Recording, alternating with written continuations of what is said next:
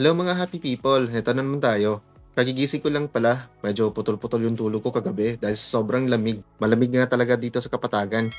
Maglalakad-lakad lang muna tayo sandali para at least mainitan man lang.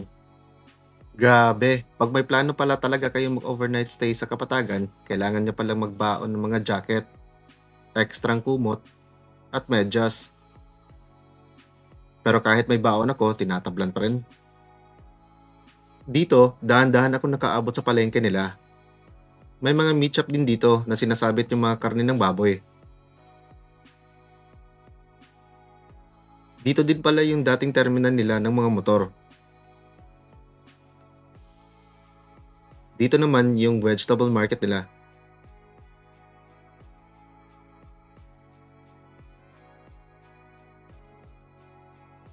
Ito din yung bus terminal dito sa Kapatagan. Marami na din silang mga bus dito at plano pang dagdagan. Kaya sulit na sulit ito sa mga turistang mahilig mag-commute at walang mga masasakyan. Para man lang at least menos aberya sa mga sasakyan.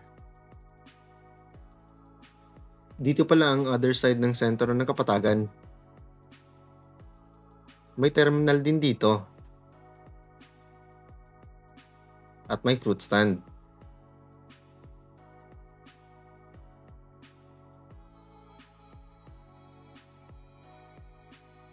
May mga vacant stall din pala dito. Baka naman sa mga nagpaplanong magnegosyo dyan, pwede nyo itry dito.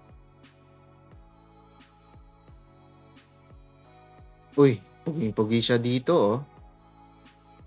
Dito naman ang bagsakan ng mga gulay. Galing pa yan sa mga bukid na na-harvest. Sinasako pa para ipang-deliver sa iba-ibang mga palengke sa iba-ibang lugar. Maraming klase ng mga gulay amang nandito. Tulad ng repolyo, sayote, kamatis, carrots, ay iba pa. Malapit lang pala dito ang perya na pinuntahan ko kagabi. Dumaan na lang din ako para sumilip kung ano-ano pa ang mga meron dito.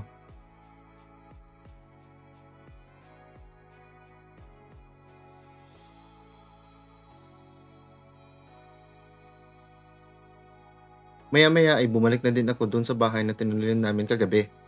Tamang-tama at kakain na daw. Medyo nagutom din ako sa paglalakad ko kanina eh. Eto na sila oh.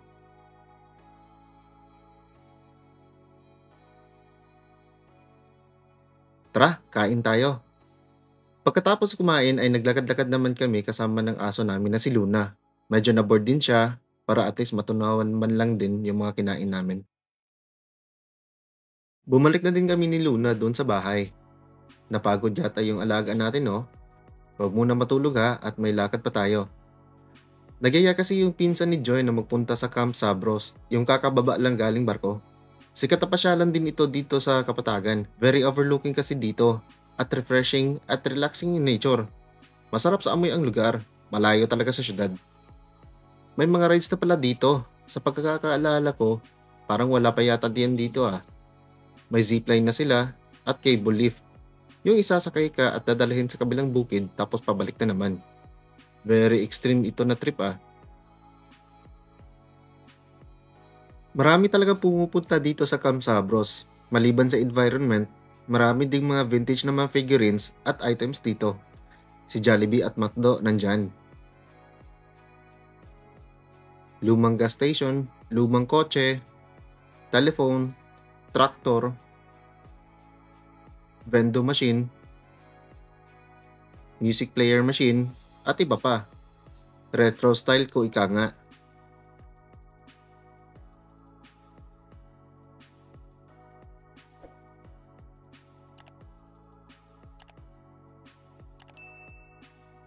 Marami ding mga restaurant dito. Pwede kang pumili kung saan mo gustong kumain.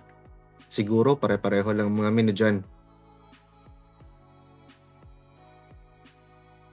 Mas gusto ko dito sa tavern. Maganda kasi ang arrangement. Parang pang old American county style siya. Feeling ko ang sarap kumain ng steak dito. Char. May overviewing kasi siya dito sa labas na habang naghihintay sa pagkain ay pwede kang magpahangin at mag-picture taking. Maganda pang background picture. Ang tataas talaga ng mga pine tree dito oh.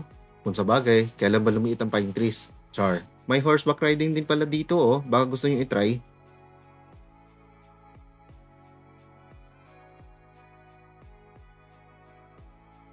May isang banda pala dito na overviewing na sa Davao del Sur. Ang ganda talaga ng nature. Sana di sirain ng mga tao. Sayang din. Paiba-iba yung panahon dito. Minsan makulimlim, minsan mainit, or kung mamalasin, biglang ulan. Uy, makapost nga.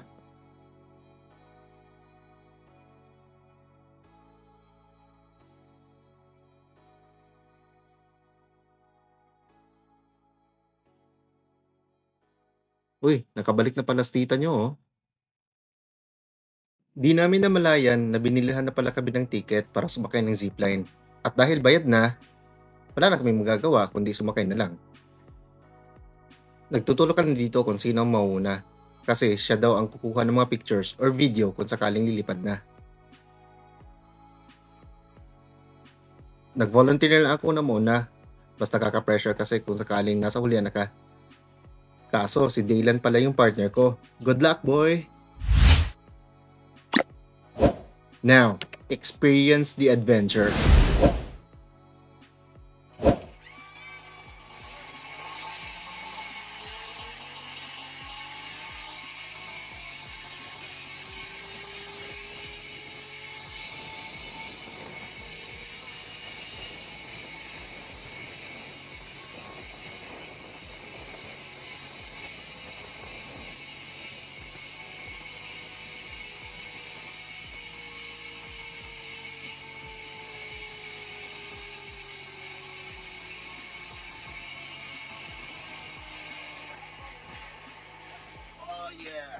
Wow!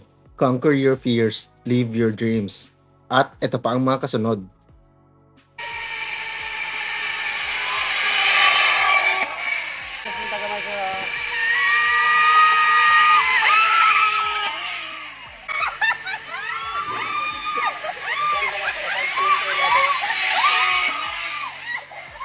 At ang pabalik namin sa kabila is by cable lift. Sayang, kala ko zipline pa rin kami pabalik. Iba pala yung package namin. Pero yung iba sa amin ay zipline naman ang pabalik at mas mahaba daw yun. Mabagal lang ang takbo ng cable lift, kaya mas mataas yung time namin sa overviewing.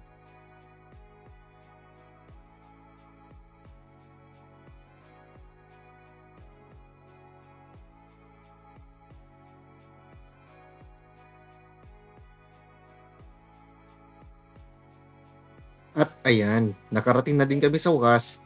Ngayon, kunan natin ang mga kaganapan sa kabilang zipline.